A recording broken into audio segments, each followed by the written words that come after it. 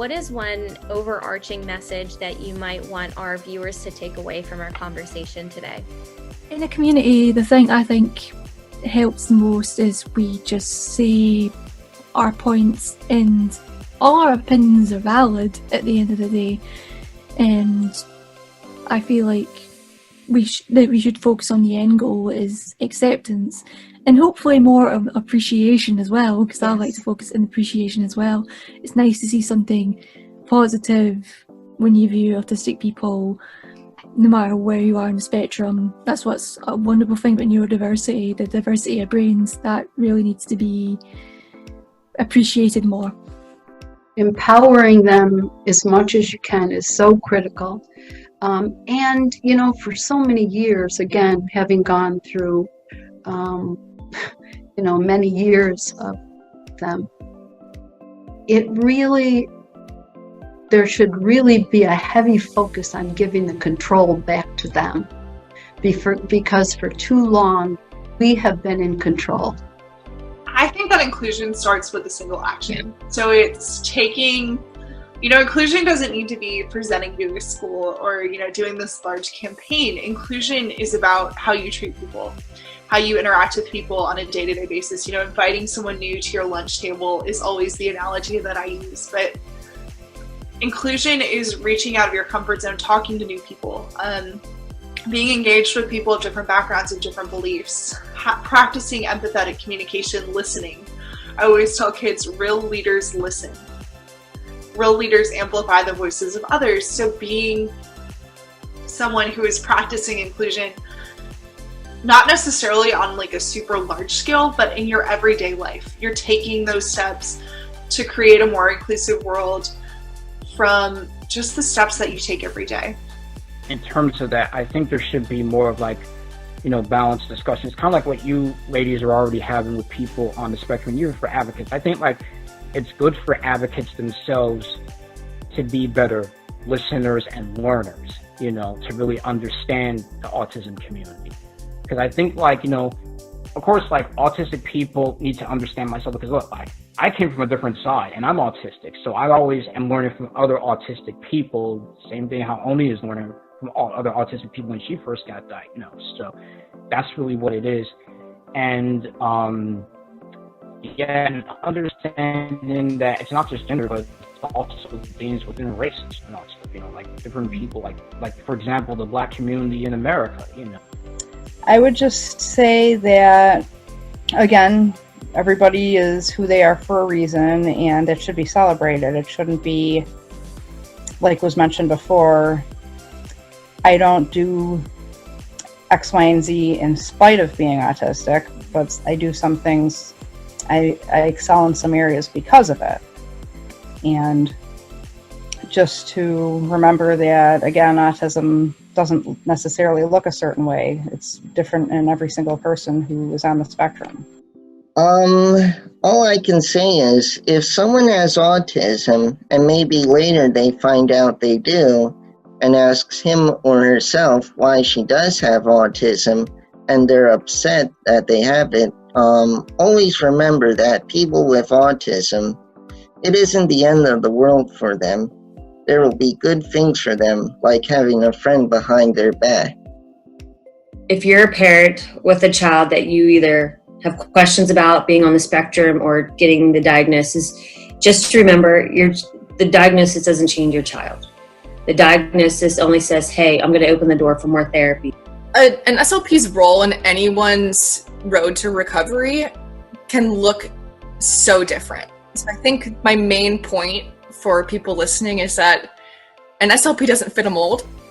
If there is a mold, there are a lot of them, and we can fill many, many roles. So hang in there, because life gets so much better when you're an adult and you have control over your life. You know, when you have your own income and your own place. But when you're younger, like in your teen years, like it goes by so slow, and when you're that age, your brain isn't fully developed, so you're not able to see past that time in your life that things can change and things can get better, but they do. I mean, I wish I had known that. But it's just treating people like humans, it's just looking at them and saying, what do they need? Not just thinking about what you need, but what they need. Sometimes you might be uncomfortable, but you have to think, like, if you're uncomfortable about what's happening, what are they going through? And it's thinking of other people. So a couple things maybe that I would just say is, as it relates to stuttering, early intervention is key. As I know it is in autism as well. When you have a parent who is concerned, it's always best to refer them to get an evaluation to start the process and see, because usually parent concerns are accurate. Everyone with autism is unique, and they bring something to the table, and just like we all do. We all have strengths and needs, and people with autism all have strengths and needs. I wish that people would just see that they have such big hearts and that each one is so different, and that there are certain skills that they lack that they don't lack on purpose.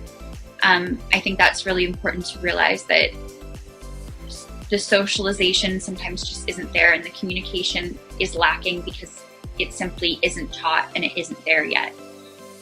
It's not because they're doing it on purpose. Be accepting, understand that, yes, they're all different. It is a spectrum. So not every single person is the same, just like everyone that we're talking to right now is not the same person. So just being able to see the able, not the label, see their abilities first before you see that label. Thing that I feel like is really important to take away is to just celebrate each person and for who they are, instead of trying to get them to conform to who you are. There's so many circumstances where we hear of kids on the autism spectrum trying to fit in, but where we should be learning to accept who they are instead of having to try to get them to learn how to be like us. I think it's just really important that we view it that way and acknowledge that everyone is different and we don't have to force them to conform into normalcy. I think that it all comes down to embracing kids for who they are and being able to use that strengths-based approach like we talked about when we meet new kids and new families, being able to explain to them all the amazing things about their kid, and getting parents to really accept and embrace their kids for who they are. And there's just such an impact we can have from so early on. And I think that we need to really take advantage of that in those relationships that we have with families. If you set your mind to anything, you can do it despite your autism. I don't know. I never expected to do a pageant before. I never expected that I'd be getting A's on my transition program meds after failing and sleeping in too much. I mean, you can go after your dreams, of course. You just gotta work hard at it. It may not be easy, but you can go after what you want. I mean, you should go after what you want. Don't let anything hold you back from what you want. Just go for it, And if there's one thing that I can just leave for everyone, is just to remember that every single person is different, but we need to continue to celebrate diversity. And again, not just accept it, but actively include it to make sure that everyone feels welcome and safe, and everyone has the right to live in this beautiful world that we live in, just like the person next to them. If I could put a billboard out on the freeway and it would have a message, what would my message be? To everybody? Yeah, exactly. Yep. Empathy is a superpower. That would be my message. That's Beach Dude's message. I would just say that change can be slow, and it can be frustrating and exhausting at times. And when you're an advocate doing that work every single day and fighting that good fight, it can be so exhausting. But just a message that I have for advocates and change makers is don't give up, because change is coming and it will happen, but it does happen slowly and it happens incrementally. So being able to be there and still fight for that change is so important. I would say to be compassionate, to ask tons of questions. I really think asking questions is a great habit to get into. So whether you're trying to learn about children with autism, or how to communicate with them, or if you're learning about fitness or how to provide fitness services to the special needs community, ask tons of questions, access as many resources as you can, read as much as you can, think critically. I think always try to look at the world through someone else's lens would be a very important thing to develop as well. The key things that hit home for me, when you're thinking about a person who has autism spectrum disorder, just being very cognitive and very cognizant that thinking about different, not less. Also, as we're working with people with autism, working toward independence, working toward employability, working toward building their confidence in who they are, letting them know that autism does not limit you.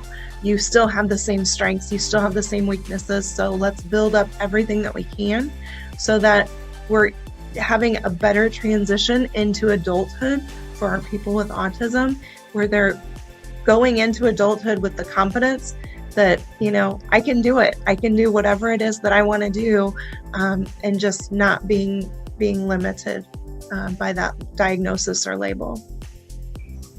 One thing, if I had to choose one thing, I think going back to individuals with autism or anybody who is special in their own way, I think we need to build an environment and a community and a world where we have to accept others to blossom and to develop and to do things in their own way and in their own time. I always say, have an open mind. You never know who you're going to come into contact with, whether in the disability community or not. You never know what human you're going to come in contact with, especially in our field. We're not only working with our patients, we're working with other professionals, we're working with the parents. And I think acceptance starts with an open mind and a positive mindset. I think that there are some pretty big, chunk groups of stereotypes that tend to go with being autistic. And one is the autistic savants.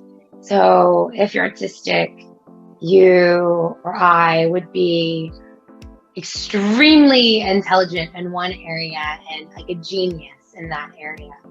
And that would actually make me very valuable to society, despite all of my clear awkwardness and quirkiness and not being able to get along with other people.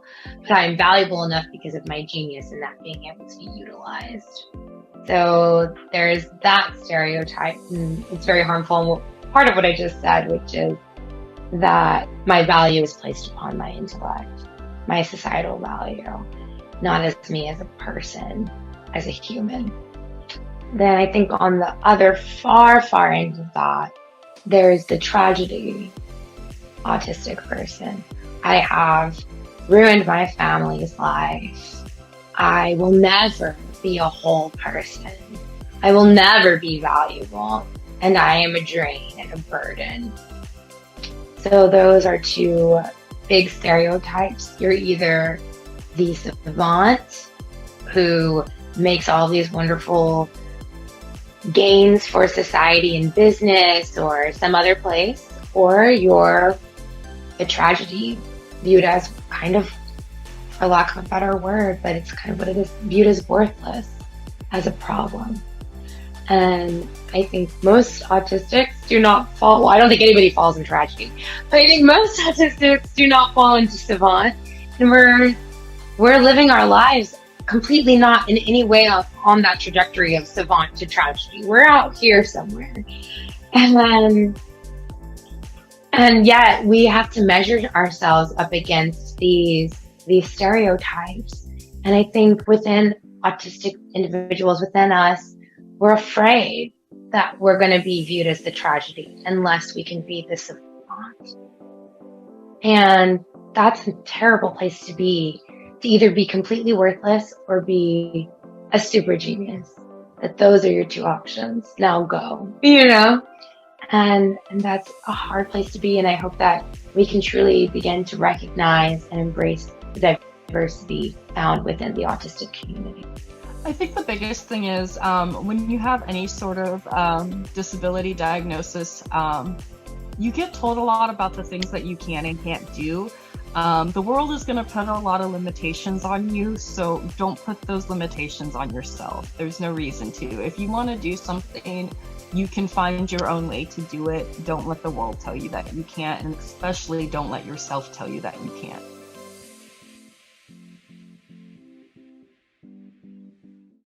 Thank you for listening to Spectrum Sundays. We are your hosts, Miss Thousand Islands, Francesca D'Alessandro, and Miss Central Pennsylvania, Megan Sinisi. Please make sure to subscribe to our series and follow us on social media to stay connected with autism professionals and self-advocates. And remember, true impact is accomplished through active listening and exploring the world through a variety of perspectives. Join us next week on Spectrum Sundays to help cultivate a community of inclusion, appreciation, and acceptance around autism.